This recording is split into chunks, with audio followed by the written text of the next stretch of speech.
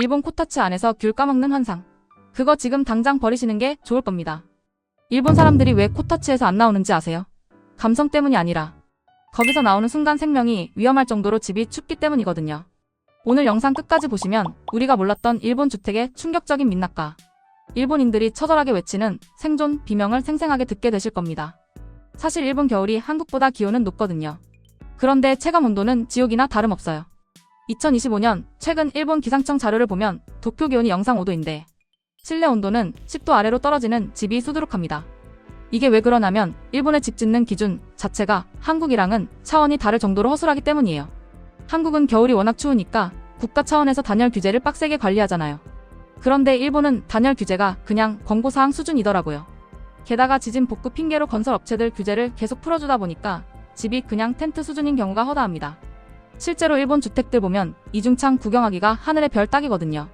창문 하나로 찬바람을 막고 있으니 집안에서 입김이 나오는 게 당연한 거예요. 여기서 첫 번째 반전 포인트가 나옵니다. 일본 주택의 70% 이상이 겨울 단열이 아니라 여름 통풍을 위해 지어졌다는 사실 아시나요? 습한 여름을 버티려고 바람이 잘 통하게 만들다 보니 겨울엔 그냥 냉동고가 돼버리는 거죠. 이제 일본 최대 커뮤니티인 5채널이랑 야후 재팬 실시간 반응을 한번 볼게요. 일본인들이 자기네 주거 환경에 대해 얼마나 분노하고 있는지 정말 가관입니다. 좋아요 56,000개나 받은 댓글이에요. 한국 친구 집에 놀러 갔다가 충격받았다. 반팔 입고 아이스크림을 먹더라. 우리 집은 코타츠 밖으로 나가면 바로 저체온증 걸릴 것 같은데 이게 나라냐? 또 다른 반응도 보실까요? 일본 건설사들은 전부 사기꾼이다. 단열재도 제대로 안 넣고 전통 타령만 하면서 코타츠로 때우라고 한다. 2025년인데 아직도 실내에서 패딩 입고 지내는 게 말이 되냐? 좋아요 38,000개 받은 의견입니다. 코타츠는 문화가 아니라 고문 도구다. 거기 들어가 있으면 하반신만 뜨겁고 상체는 얼어붙는다.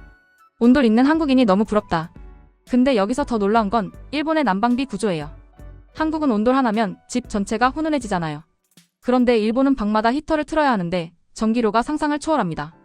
그래서 어쩔 수 없이 코타츠라는 좁은 공간에 온 가족이 모여서 하반신만 데우는 거거든요.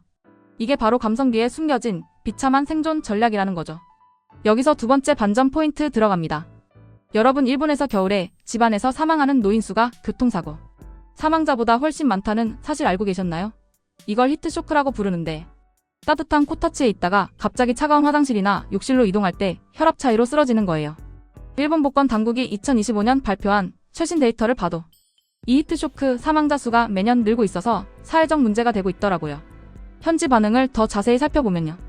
부모님 댁에 단열 공사해드리려고 견적 뽑았더니 2천만 엔이 넘게 나오더라. 배보다 배꼽이 더 크다. 그냥 죽을 때까지 코타츠에서 버티시겠다고 한다. 좋아요 21,000개 받은 댓글입니다. 호텔이나 관광지만 가본 외국인들은 모르겠지. 진짜 일본 서민주택은 감옥보다 춥다는 걸. 겨울마다 한국으로 도망가고 싶다. 코타츠 홍보하는 놈들 다 잡아넣어야 한다. 이건 비극의 산물이지 절대 자랑할 문화가 아니다. 자 그럼 여기서 궁금해지죠? 왜 일본은 한국의 온도를 도입하지 않을까요? 실제로 제가 알아본 결과 지진 때문이라는 핑계가 가장 컸습니다. 바닥에 배관을 깔았다가 지진이 나면 터지기 쉽다는 논리인데 사실 이건 건설 비용을 아끼려는 핑계에 가깝다는 분석이 많아요.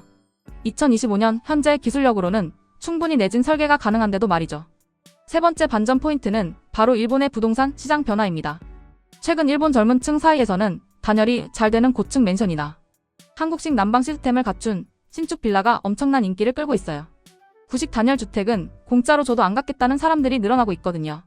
일본인들도 이제야 자기네 주거 환경이 얼마나 뒤처져 있는지 깨닫기 시작한 거죠. 실제로 일본 유튜브나 SNS에서 K컬처 영향으로 한국의 집 구조가 유행하고 있다는 거 아시나요? 한국 드라마 보면 겨울에 집안에서 얇은 티셔츠 입고 지내는 모습이 나오잖아요. 그게 일본인들한테는 엄청난 문화 충격이자 동경의 대상이 된 거예요. 이제 마지막으로 일본인들의 처절한 댓글 하나 더 소개해드릴게요. 좋아요 45,000개 받은 댓글입니다. 한국 드라마 볼 때마다 제일 부러운 게 뭔지 알아? 바로 바닥 난방이야. 일본 정치인들은 맨날 전통 타령하면서 국민들 얼려 죽이지 말고 한국 가서 난방 기술 좀 배워와라. 정말 충격적이지 않나요? 우리가 그동안 부러워했던 코타츠가 사실은 부실한 정책과 열악한 환경이 만들어낸 슬픈 생존 도구였다는 사실 말이에요. 일본인들이 한국의 온돌 문화를 보며 왜 그렇게 열광하고 부러워하는지 이제 좀 이해가 되시죠? 여러분은 어떻게 생각하시나요? 만약 여러분이 일본에 살게 된다면 코타츠 하나로 영하의 겨울을 버틸 수 있으시겠어요? 아니면 비용이 많이 들더라도 무조건 한국식 온돌 공사를 하시겠어요? 여러분의 솔직한 생각을 댓글로 남겨주세요. 오늘 영상이 흥미로우셨다면 구독과 좋아요 잊지 마세요.